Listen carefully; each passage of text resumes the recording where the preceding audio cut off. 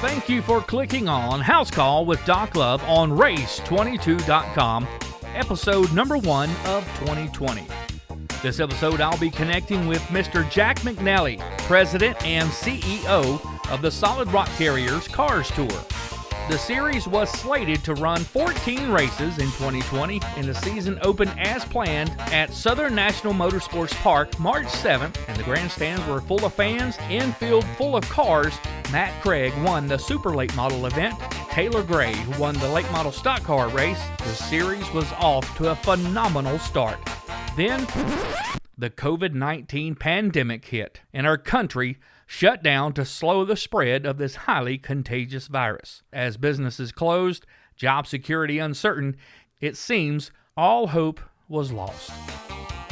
Fast forward to April 16th, President Trump tells the governors, "You are going to call your own shot," and distributes new guidelines.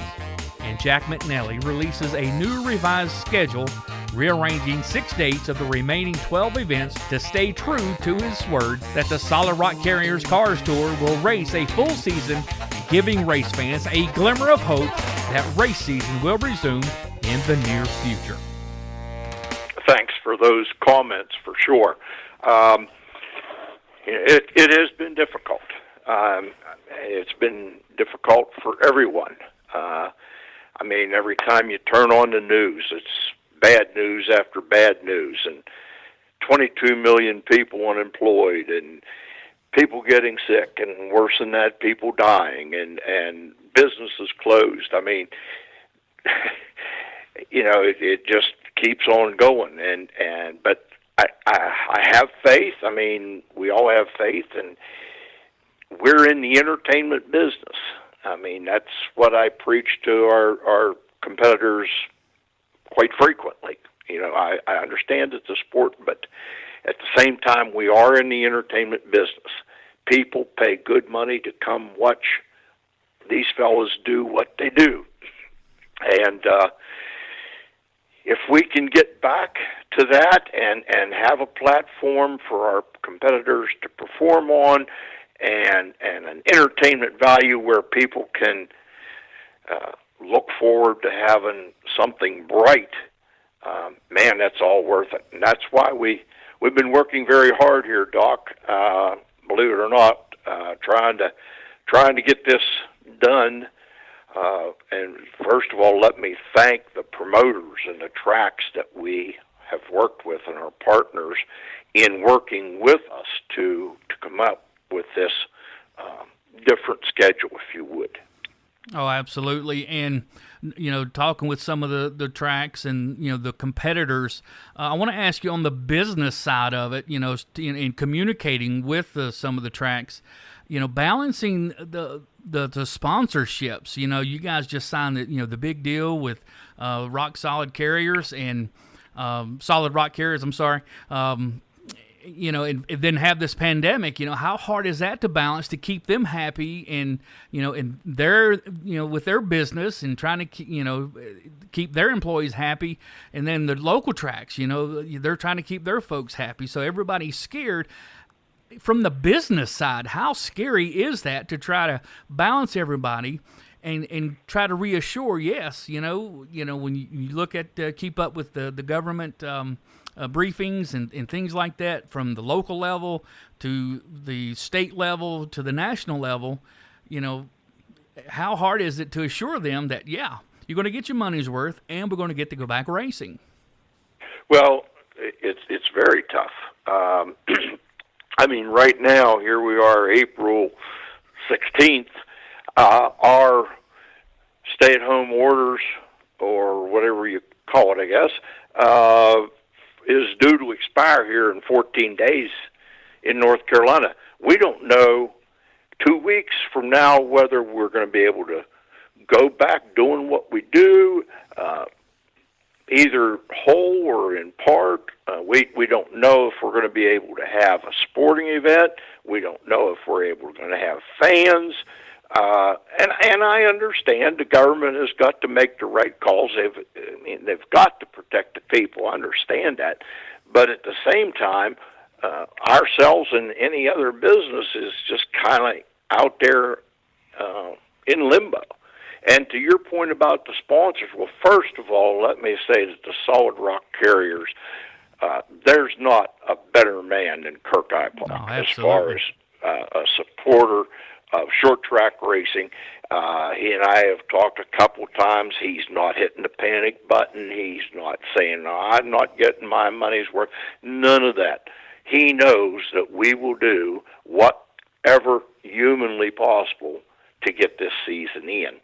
He has no doubt. And if we can't do it for some unknown reason, I'm sure Kirk and I will work something out. The other sponsors, and we have a bunch of them, far too many to mention here in this podcast, but all of them, many of them have been with us for years, and I know that they trust us in doing what we can. And it's got to be reassuring that you go ahead and put the schedule out and to reassure them, say, hey, even in 14 days, it's still unsure. Now, on that theme, let's say, okay, we get to go racing in those 14 days just after they say, okay, we can go racing. What kind of contingency would there be if they say, all right, you can race, but no fans? What kind of plan would there be for the pit area for PPE, the personal protective equipment? That's a good question. I mean, I am sure that they're going to come out with a set of guidelines. Right. And, if we can do it, we will. If we can't, either financially or whatever, I guess that's a decision that we as a tour will have to make. Right. I'll be very honest with you. We rely pretty heavily on the front gate. Can we perform a race or two without the front gate? I don't know. We'd have to look at that, and we'd have to look at what restrictions they would have. They might even come and say, you can race, can't have any people in the stands, and by the way, there's only 3 people per car.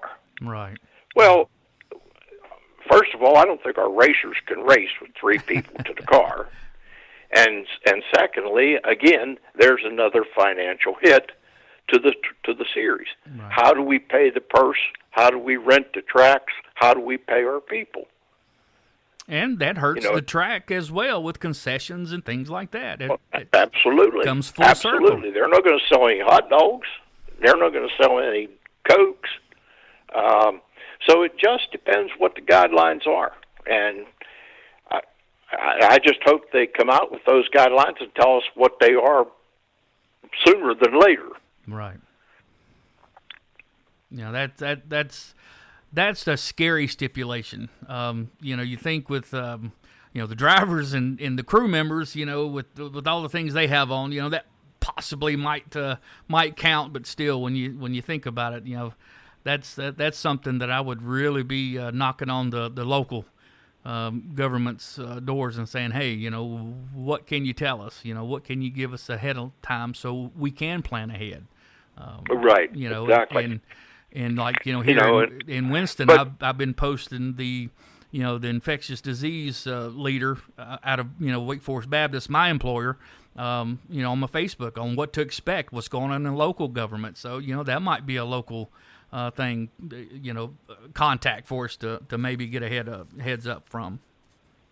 Yeah, well, it's right now it's a waiting game, but to your point, I felt that it was necessary, let's put it that way, to put our schedule out there to prove to people or to let people know that we have every intention of running this season, and hopefully we can. Yeah. You talked about a glimmer of hope. We all need a glimmer of hope. I didn't put it out there just to put something out there. I put it out there because we do fully intend to complete that schedule if we at all can. Yeah, I've texted Chris several times hey, man, what can you tell me? What can you tell me? He said, man, we're working, and we're not going to let anything out of the bag until it's time. So I know you guys have been working so hard and want to make sure the pieces to the puzzle fit.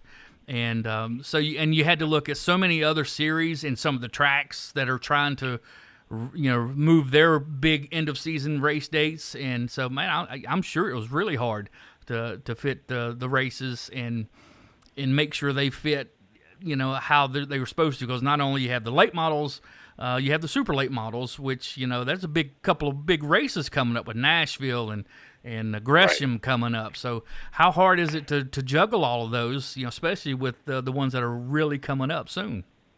Well, it is difficult. Right now, Gresham is still hoping for mid-May. I mean, that's the date of record, right. Although I believe they have said that they would go in October. They came up with an alternate date, I believe just yesterday or today, I'm not sure. Okay. But as you know, Nashville moved from early May to late May, and then Bristol from May into September. But to answer your question, it's extremely difficult because, especially with the Southern Super Series, we exchange competitors, and we have a really good working relationship with Tim Bryant. So we got to be very careful as to how we schedule and make sure that we don't double up on top of Tim. Right. Because neither one of us would win then, because we would just be splitting cars. But going back to even the late model stocks, again, these tracks have been wonderful in working with us. They've moved a couple things around. I know Hickory moved something around so that we could get in there June the 13th. And I know that we're going to be going 3 weeks in a row for our competitors, especially for the late model stocks, Ace, Hickory, and Dominion. And that's going to be a little trying for the teams, I'm sure, and especially the littler teams, but they just have to understand it. I mean, those were the cards that were dealt to us, that's all. Oh, yeah, absolutely. This isn't a regular season, so if anybody complains, I mean, come on. You got to look at what we've had to deal with. Just be glad we get to go racing. I mean, come on. Yeah, I mean, that's true. And in fairness to our competitors, I'm telling you, we don't have that many people complaining. Right. I don't think they will this year. Good bunch of people. I think everybody just be happy to race, and so. Yes. And I think Lord willing, if they open up the gates and let the fans, I don't think we'll have a problem getting fans this year, because I just see everybody just chomping at the bit to see some good racing. The cartoon racing, as I call it, it's okay. It's a little entertaining, but I think it's already had its fill and caused enough trouble. So, yes. Which I really don't want to talk about that, but it's done its thing. But good Lord. But let's talk about some of the race dates. There's a couple of dates that everybody from super late models, whether they race that or just want to enjoy it. The throwback race at Hickory, everybody's hoping that gets in on the regular date that it's scheduled, and they had to relocate not physically, but the date. Old North State Nationals. Yeah, thank you, sir. Old North State Nationals, Orange County Speedway, to October 17th, I think it is. Yes. And that is the granddaddy going to anchor the season, which, given this hand we're dealt with, what a way to end this season. Boy, if things work out good, we get everything in, and the fans could be there, I think it's going to be shoulder to shoulder, standing room only, and boy, what a way to anchor the season. Well, there again, that was just an example of the track, the promoter working with us. We called Terry, and he was more than willing to work with us, and we came up with the date of October. We looked at the calendars, the NASCAR point systems, point chases are all over. Martinsville is over.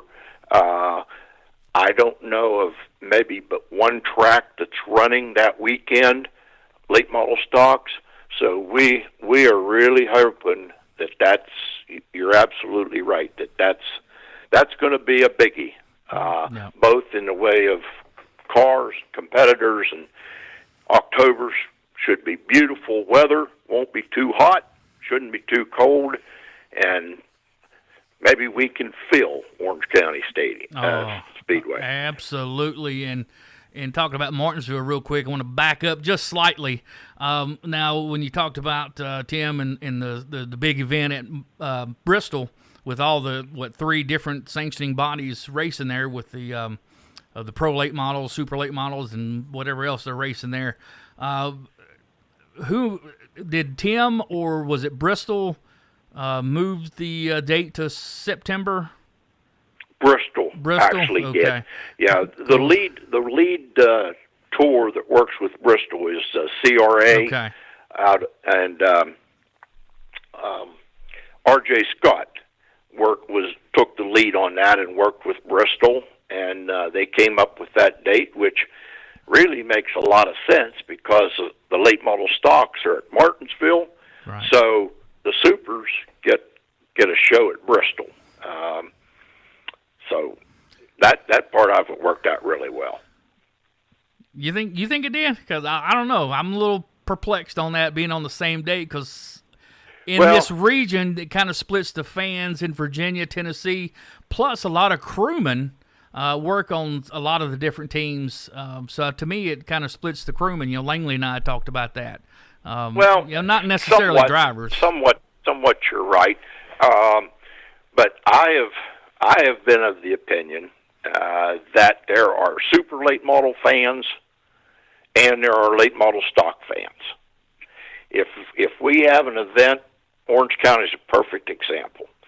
We have an event at Orange County. If we run the supers first, by the time it comes, if we run the late model stocks first, by the time it comes time for the green flag for the supers, the place is half empty. and that reason, I'd have to agree with you. Yeah, absolutely. Yeah.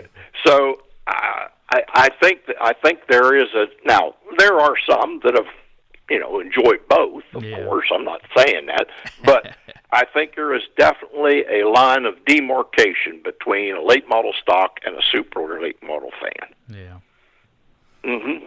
Yeah, and then we've seen a few drivers here and there kind of run both. Of course, everybody's wondering, well, what's Bubba Pollard going to do? I'm on the fence. I'm saying he's going to be at Martinsville. That's what I'm saying. No, but Bubba will probably be at Martinsville. See, Bubba doesn't run Bristol. Bubba has never run Bristol in the years past here. Oh, wow. Nope, he's never been there. How about that? Now everybody's learning something. Thank you.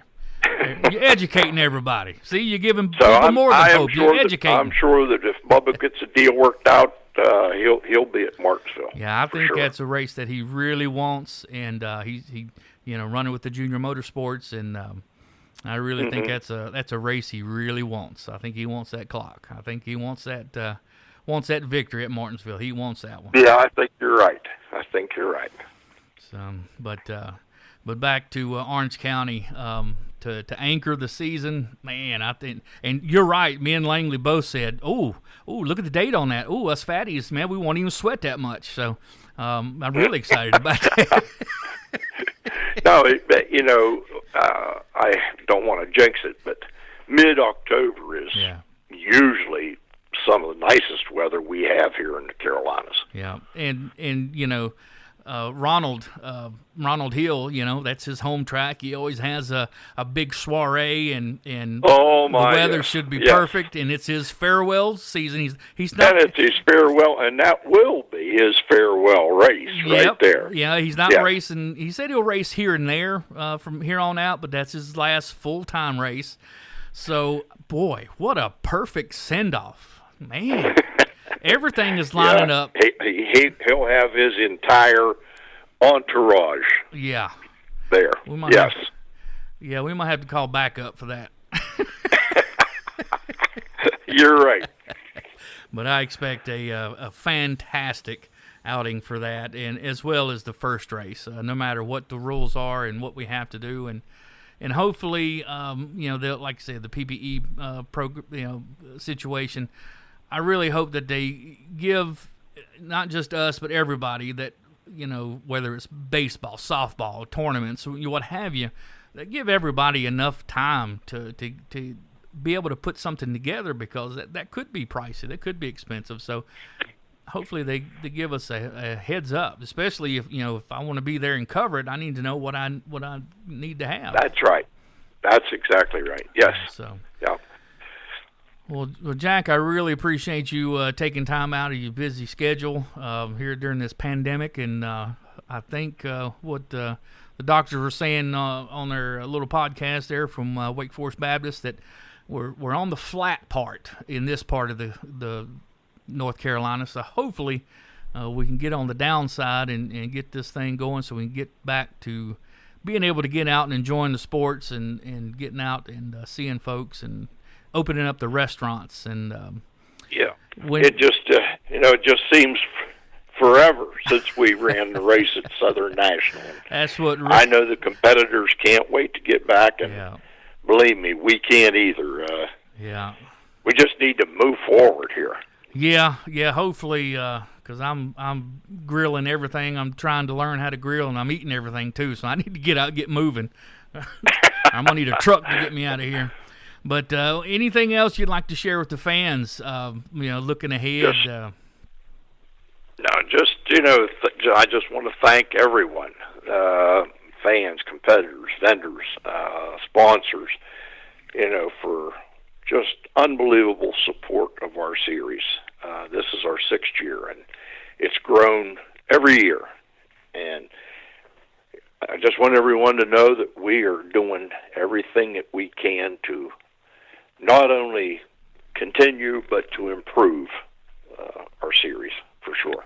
Oh, absolutely, and it's really been just an odd situation. In my lifetime, never thought I'd see such a thing, and in your lifetime, you've seen a lot of things in this country and seen a lot of crazy things, and throughout history, never thought I'd see something like this, and it's unfortunate that I feel like it's unfortunate that my children have to see something like this. But at least as a race fan and a Cars Tour fan, that first race was so phenomenal that we have that to hang on until we get to that next race. That was a good one. That was a dandy, wasn't it, though?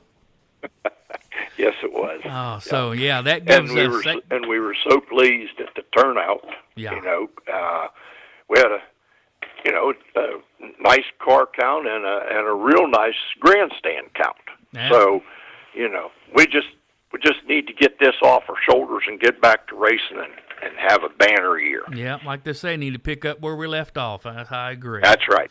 Well, Jack, we'll let you run, and we appreciate you taking time to join us here on Race 22 and letting me do a house call with Doc Love. We thank you so much, and you have a great rest of the day, and hopefully we'll see you at the track. And you be safe and keep everybody safe, and glad all the family and everyone's doing well. Okay, and again, many, many thanks, Doc. Hello? Thank you for clicking on Race22.com and listening to House Call with Doc Love. For a full rundown of the revised Solid Rock Carriers Cars Tour schedule, please visit carsracingtour.com or visit us at race22.com.